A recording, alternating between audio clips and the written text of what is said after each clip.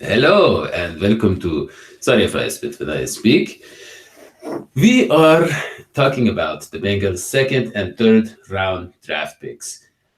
And man, let me tell you, I am very relieved that the Bengals got a linebacker finally. That is the biggest thing.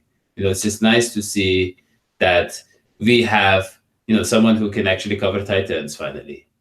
But I was also a little confused, to be honest, by the selection of Drew Sample. And I know that John Sheeran, of course, he understood the pick. And so he is here to explain that to all of us. John, please.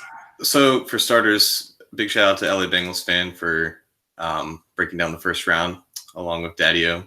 We'd love to have you back on the show as soon as possible. But yeah, like it was weird to me how there's a lot of people saying that the second round is usually where the Bengals really hit. It's where they have their most consistent picks, where they pick guys with high ceilings and whatnot. And Sample was kind of like the opposite of that, where you had Jonah Williams be like the surefire pick in the first round, which is everything's basically switched now that Marvin Lewis is out the door for some reason. So the Sample pick was interesting. He was the fourth tight end off the board. I personally wouldn't. I like Sample. I like him as a player. I like what he is, what he brings. It's just the value was not probably there, and it's always a touchy subject when talking about value and prospects because the draft is an animal that you cannot predict and you can't really guess where these prospects are going to go and where the rest of these position classes, how they're going to fall on the board. So with that in mind, like it's the second round was probably still a little too early for Sample, but as far as what he is and what he adds to the Bengals, the only tight end that lost this offseason was Tyler Kroft. And as far as what Kroft was asked to do and what he would have been asked to do if he would have been brought back to the Bengals, Sample kind of fills his skill set and his overall ability pretty well because he's one of the best blockers in this class. When you watch the tape at Washington, he was very dominant in that regard. At the Senior Bowl, I saw him live down there. He looked like the best blocking tight end there, and he had many dominating reps during practice. And as a receiver, you're hoping that the underutilization at Washington was indicative of not of Sample, but of the quarterback and of the scheme.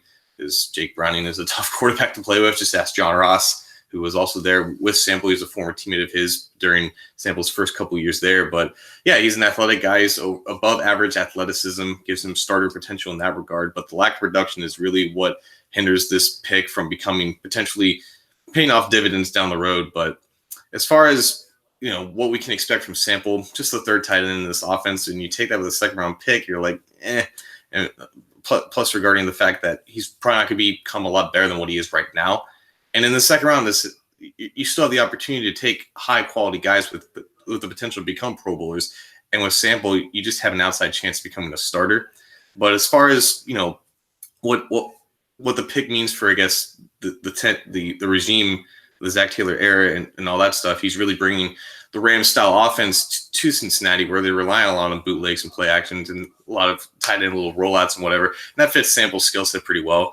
And in general, tight ends weren't really heavily utilized in the Rams offense that, obviously succeeded a lot. So I think Sample fits what the Bengals will probably look at tight ends from now on under Zach Taylor. It's just the question of values where people are going to get a lot caught up in because 10 years down the road, we're probably not going to see Drew Sample as anything more than maybe a long-term starter. And that's still rare because it's only about 10% of the draft class of an average draft class becomes long-term starters, meaning they start for 4 years in their career. So that's the biggest and most positive expectations we can have for Drew Sample, but don't expect anything more than that. And as far as Pratt, I think the Pratt selection was definitely better in terms of upside, in terms of overall career projection, because the only issue with Pratt is that he has an incomplete athletic profile, and his explosion testing kind of shocked me a little bit as well, because he was also down in the Senior Bowl and he basically flew all around the field. He tested, I think, at 21 miles an hour, or he clocked in at 21 miles an hour in one practice. So he's definitely fast. He can get from A to B in an instant, and he looks explosive on tape. And then he went to the combine and tested, I think, in the 32nd percentile in terms of explosion, which doesn't bode well in terms of his high quality status. But in the one season that he was a starter at North Carolina State, he was productive, and his story is definitely more interesting than that of a Jonah Williams, because he started out as a receiver / safety in high school, was a 3-star prospect at safety, basically rode the bench at safety at North Carolina State for 2 years, and then unfortunately tore his labrum. During his third year, had the redshirt. So then he switched to linebacker and still didn't start. So you're thinking he was a graduating senior going into 2018, only had 1 start under his belt, and a middling ACC team, and then he just kind of exploded on the scene as a first-year starter at linebacker. He had Pro Bowl production in terms of solo tackles, tested the 85th percentile in speed. Both are high-quality marks, but you didn't have that flexibility testing, which is a red flag in itself, and you had below-average explosion testing. So those 2 things kind of cap his overall high upside potential. But I do think that he's more likely to become a long-term starter at linebacker than Drew Sample is at tight end. Yeah, for sure. I mean, you look at Pratt, and I mean the athleticism, the speed. It just stands out to you, and it's exactly what we've lacked. Malik Jefferson, we're hoping he can come in and give us some of that. But one thing that I saw in the scouting reports for Pratt is can cover tight ends. That was it for me. I'm sold. I mean, that means that we need that guy. That's very important for us. And about Sample, I guess I have a question. So is the Y blocking tight end, is it that critical of a position? Because so we just gave Uzama a new contract. Now, Eifert, I imagine we're going to use just like as a red zone target, right? As a situation. Because you can't rely on him to stay healthy for 16 games. So you want to minimize that role. Yeah, and he's not an outstanding blocker. So you don't want to waste him. The minimal snaps that you have with Eifert, you want to use them for potential touchdowns. Mm-hmm. But that is the short term. So long term, with the 2nd round pick, you're imagining he's going to be a major contributor for at least 5-6 years. Right. What is the long term outlook? Is Uzama, is he a good enough receiving tight end to just be, the guy who, because Sample, what was the most that he had in a year? It was 200 something yards receiving, and you're saying he's not going to get much better than that receiving. It would be unlikely for him to produce at a Pro Bowl level going forward, because there just hasn't been many tight ends who produced that little in college that ended up becoming multiple Pro Bowlers, and that's kind of the risk you take with Sample. And as far as an immediate impact, I do think he will have that, because I do think they're going to rotate those tight ends a lot to keep Eifert healthy. And I also think that Uzoma has been underutilized in the Bengals offense in this first 4 years here as a receiver. I do think he has the potential to become a little bit more. It's just not the same deal with Sample in terms of that. And when you're taking a tight end in the 2nd round, that's usually when you would first want to target the tight end, because 1st-round tight ends usually don't pan out traditionally well. But when you're taking a tight end like that, you would want to think that he would have the skill set to replicate what they could lose in another Eifert injury. And I don't think Sample not only is that kind of athlete, but he's also not that kind of pass catcher. Doesn't have the high point ability to kind of rein in balls with a large catch radius. And we didn't get to see a ton of that in Washington because of who was our quarterback with Washington, Jake Browning, and the overall utilization of him in that offense. There was times when he'd be breaking free wide open and Browning would miss him, do a little Andy Dalton roll out of the pocket and throw a ball out of bounds. So the Sample is a lot of projection in terms of just production and what you can expect from him going forward. But I do think that there is an immediate role for him. And in terms of long term, I think you have Uzoma as your feature tight end for at least the next couple of years. And at least Sample brings some stability to the position, because you only have Eifert on 1 year. And behind all those guys, you have just a crap ton of question marks. So at least you have the tight end position filled out. You just wish that a player who brings what Sample brings, you can probably find that later in the draft, which is the only hesitation on this pick. Yeah. I mean, the way it seems is the Bengals are dedicated to improving their blocking overall. Mm-hmm. I mean, we got a tackle, and then we use Sample, which is kind of like a, if you have a subpar offensive line, you're not so good at drafting offensive line. Well, now you have an added, of course, tight ends are often blockers, but you have a guy whose specialty is blocking. So that instantly upgrades the run game and maybe helps out Dalton a little bit. And it seems like they were, really trying to make sure they have enough time to do the kind of things they're trying to do. It's just again, I'm just trying to imagine long term, because let's say Dalton is the long term starter, there's still a possibility. Yeah, Yes. we had the opportunity to take Rosen, which was I don't know. I mean, you look, unless people are thinking that Rosen is absolutely not going to be a starting quarterback, I don't understand how he doesn't have as much value as Drew Sample. That was kind of confusing, but yeah. And Arizona, I was surprised they were able to get a second round pick, because as soon as Murray got picked, Rosen's perceived value should have dropped immensely because of how they handled that. Apparently, they didn't start taking calls until like after Murray was taken, which is a whole other bumbling mess. But yeah, it's again, it's a question of value with Sample, because you're probably not going to get a high quality tight end with the production athleticism that he tested with. So, I just think that there was other more productive ways you could have handled picking at this spot. But at the end of the day, you look at the draft from a 30,000 feet view, and when all the picks are in, then you look at how many needs were addressed and where these needs were addressed.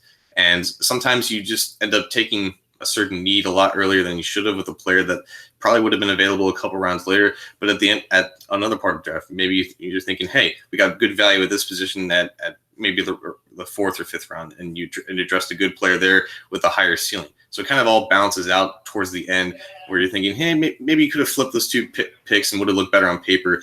But at the end of the day, there's still, I think, 10 picks left for the Bengals to make. Hopefully, they don't make that many, and the Sample pick could look better in hindsight.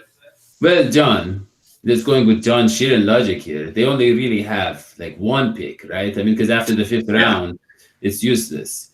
Right. They have a monopoly on the sixth round. I mean, they should trade all those 6th round picks into the 5th round. Okay, to be quite honest. I agree. Or or I mean, I don't know, or maybe they land 6 Tom Brady's. Possible. It's possible. But I mean, okay. So I want to get to Germaine Pratt. Do you think he'll be a day one starter? Because the scouting reports on him are kind of mixed. They recognize his athleticism, but he is a former safety, and he's kind of regarded as such. He's not regarded as a run-stuffing linebacker, a guy can hold up against the bigger players.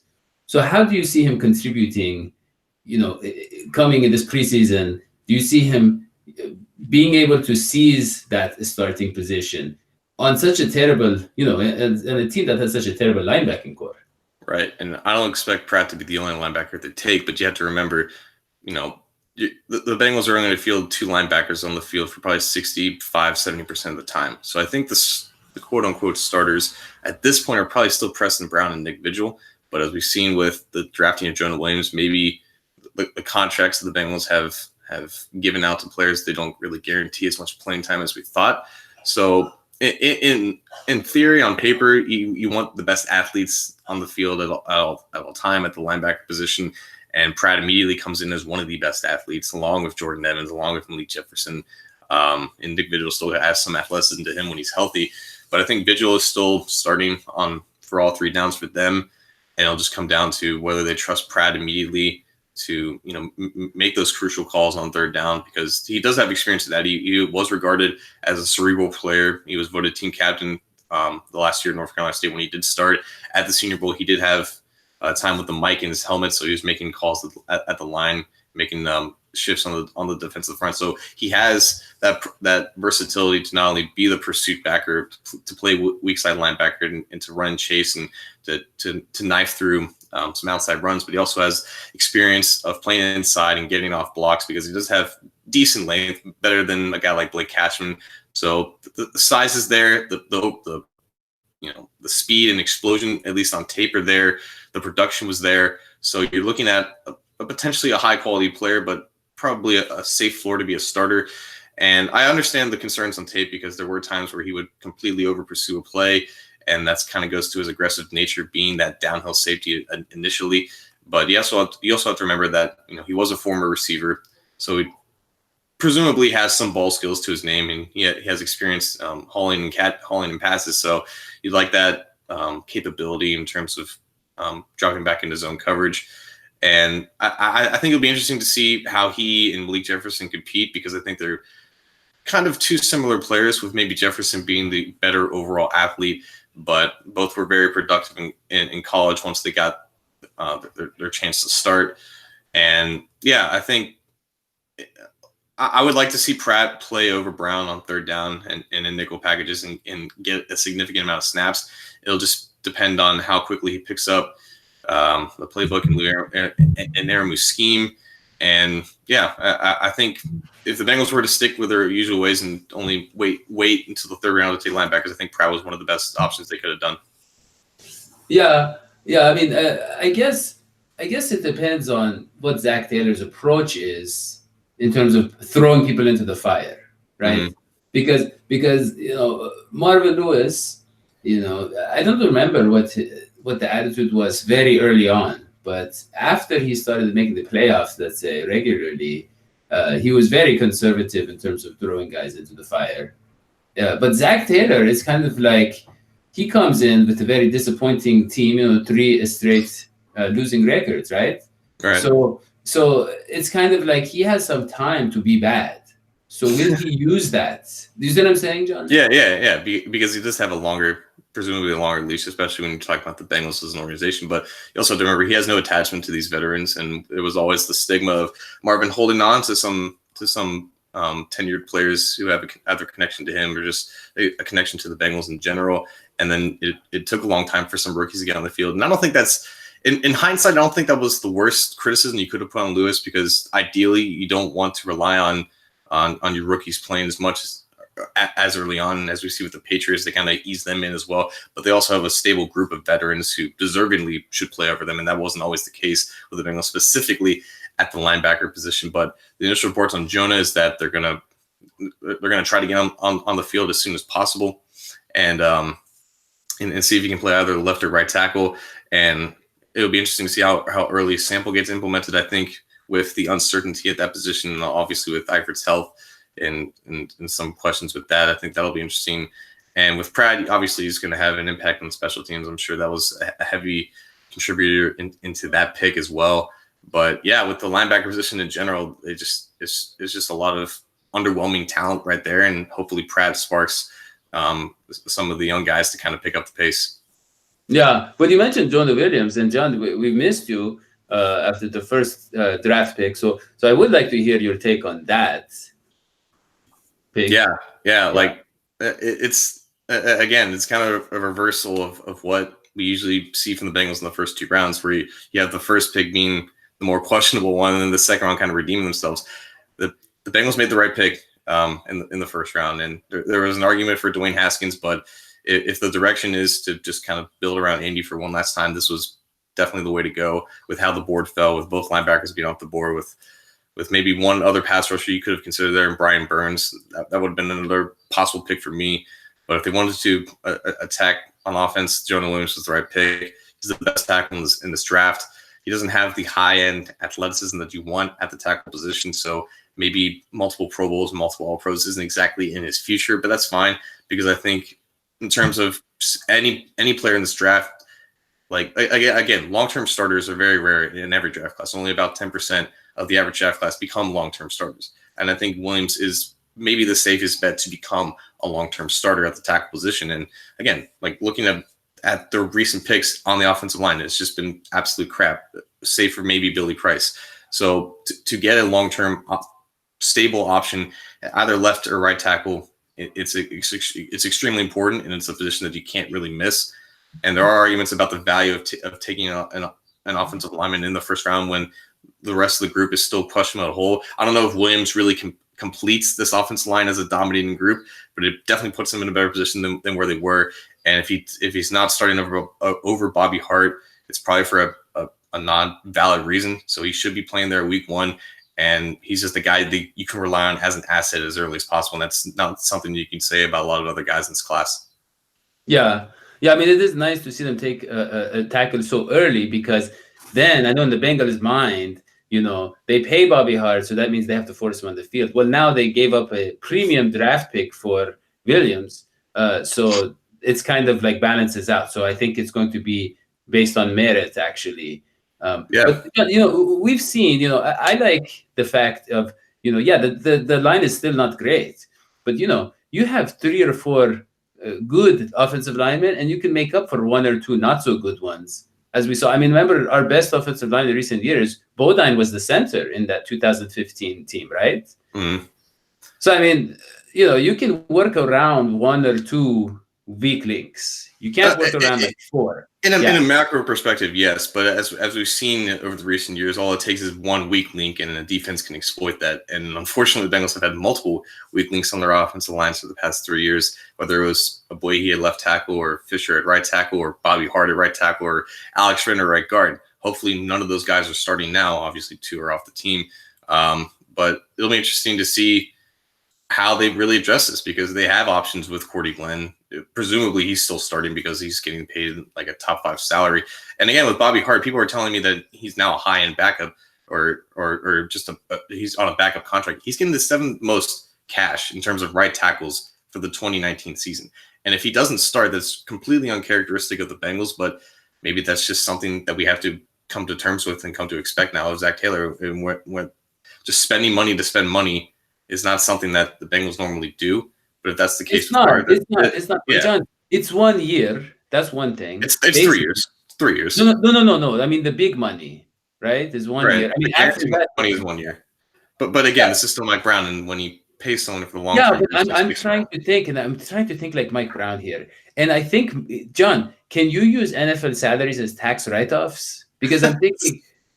No, I'm saying, like, there must be some shortcut financially that the Bobby Hart signing, there must be something. We have to dig deeper.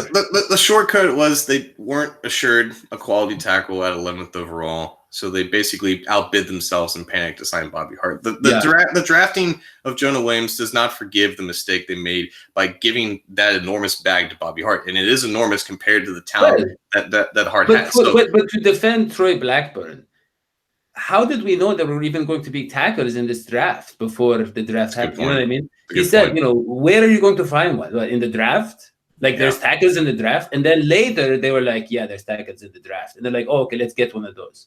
Yeah. But they had already signed Bobby Hart. So, I mean, you can't blame him for not knowing what the draft really looks like.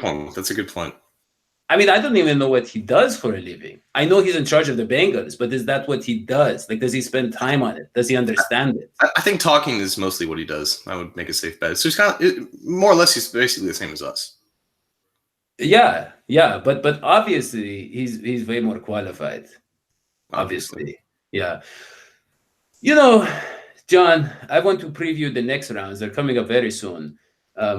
What linebackers? Because I feel like we need 2 or 3 linebackers in this draft. Is Mac Wilson still there? I forgot. Mac Wilson's still there. He's right where he should be. I think. Okay. Yeah, I think day 2 is a little bit too rich for him because the production wasn't there at Alabama. So at best, you're looking at maybe a long-term starter before him. But there's other linebackers I think with higher ceilings and better high-quality outcomes, like Blake Cashman, who's not as big as either Pratt or Wilson, but he had the production, he had the high-end athleticism. I think it was his injury history that probably pushed him down some boards a little bit. Besides him, Ben Burke-Kirven, another incredibly productive dude, and also tested with high-quality athleticism. Cameron Smith, the linebacker from USC, kind of the same lines as that. And I think those are guys that they should be targeting in the 4th and 5th round, because they definitely need another linebacker to kind of push Hardy Nickerson off the roster comfortably. And I think either of those guys would be good. They definitely need another offensive tackle, because right now they only have 4, and one of them is Ken Perkins. But I think probably the 6th or 7th round is where they would probably find one of them. I think Paul Adams out of Missouri is an intriguing option to look at, because I think he has versatility to kick inside the guard. And that's obviously something that the Bengals value a lot. But when you have 10 picks, you can basically do whatever you want. Hopefully they trade up into the 4th or 5th round and kind of liquidate some of those 6th round picks, because most of them are probably not going to make the roster anyways. But you have the opportunity to address every other position that you want. A quarterback is probably going to be coming off the board here. I don't know if it's going to be Ryan Finley in the 4th round, but that would be a safe bet to make. You have running back potential connections, Trayvon Williams, because he was with Texas A&M and is familiar with Jim Turner, the offensive line coach. Receivers possible, maybe someone who can stretch the field in case John Ross's injury concerns continue. Gary Jennings of the West Virginia is a good option for that. And on the defense side of the ball, and pass rushers is still not been taken, and they've shown a lot of interest in getting one. One of my favorites who's still on the board is Max Crosby, the guy from Eastern Michigan. I know the Bengals typically don't look at small school prospects until maybe the 5th or 6th round, but I think the 4th round is tremendous value for him. And then you finally have the secondary, which I don't know if they're going to take a cornerback or a safety, because both those positions have some stability there, and you're pretty comfortable with what the position groups are like. But again, if they keep 10 picks, then you have to assume that pretty much every position group is going to be addressed. Yeah, but John, I'll just say I don't want them to take a quarterback personally. I don't think a later round quarterback does anything for us. No, you're looking at a long-term backup like a McCarron. That's basically. I know, but I know he looked bad. Okay, but I'm gonna apply what I call the Rosen rule, and Jeff Driscoll, who's on our show, really was. You can't blame him for how he looked at first year. All the bad stuff going on around him, his lack of experience. I think he could develop into a decent backup. You know what I mean? Yeah. Not decent. I think he's good enough for a backup. I mean, Dalton doesn't really get hurt. I mean, if you just protect that little thumb of his, if he can play with like a thumb brace or something, maybe Dalton Driscoll should give his thumb to Dalton. Maybe he could, and I mean, he has the athleticism to pull it off. You know, for sure. But I mean, I like. And also, like corners, I can't remember a corner being drafted so late. Well, maybe. They drafted two in the 5th round last year. So yeah, and then I don't know. I'm just thinking, like some of the names you mentioned, the linebackers, pass rushers. I think I'd like to see some of those. Take some chances on those. But we'll see. They have a lot of picks, and they probably won't be able to move them because they're not so good. For people who love money, they're not so good at trades. No. They're not so good at getting value from the trades unless it's a disgruntled player or something, maybe. Yeah. Last time they traded up in the 4th round, they took Russell Bodine. So maybe they shy away from that. Yeah. Okay. Well, I want to very quickly thank our patrons, if that's okay, John. And so Ashanti Sanders, thank you. Tim Brashear, Andrew Sealer, Brian Taylor, Michael Ford, and Tanner Guerin. Now, John Harden was our greatest patron for a very long time, and he's watching the show right now. So thank you for your past patronage. He is not a patron anymore, but that is okay because he has paid his dues. And we really appreciate all of those who have helped the show, support the show. We love you. We have 6 patrons now. I mean, that's an amazing number. And it's only, I was going to say it's growing, but it went down 1 when John Harden left. But it's going to probably go back up. So we appreciate it. Thank you for watching the show. We will keep you updated with the draft. So long, sweetie. Pies.